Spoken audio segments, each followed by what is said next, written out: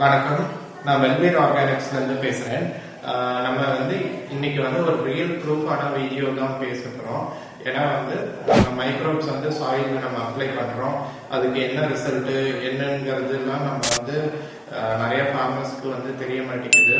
So அதை பத்தி நம்ம ரியலா எக்ஸ்பிளைன் பண்ணலாம்னு சொல்லி தான் இந்த வீடியோவே எடுத்தது.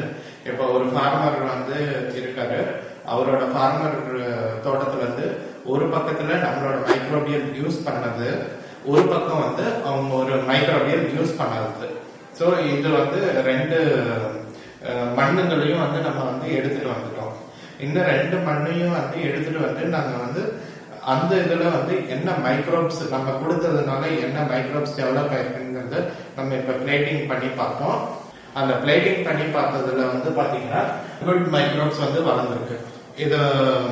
இதுல பாத்தீங்கன்னா 10 to the power -4 -5 -4 -5 அப்படின்னா என்ன அர்த்தம்னா, 1 கிராம் சாயில் எடுத்து நம்ம 10,000 லிட்டர் தண்ணியில கரைச்சு அதுல இருந்து எந்த பூஞ்சைகள் வளருது அதுதான் 10 to the power -4 -5 சொல்றோம்.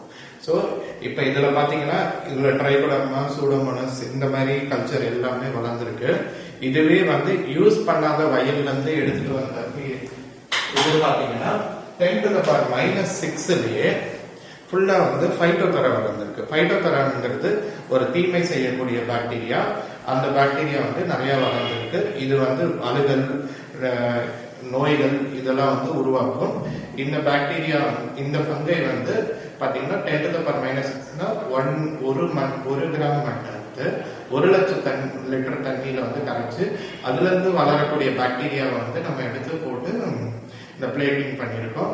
சோ இதோட தாக்குதல் எப்ப நம்ம ஃபீல்டு லெவல்ல நம்மளால உணர முடியுமோ, அந்த பழங்கள் வர டைம், ஈல்டு எடுக்கிற டைம், பிளான்ட் வீக் ஆகிற டைம் தான் இந்த பாக்டீரியாவோட உண்மையான அஃபெக்ஷன் இருக்கும். நம்மளோட நல்லது செஞ்ச பாக்டீரியால ஈல்டு நல்லா ஈல்டு எடுக்க முடியும்.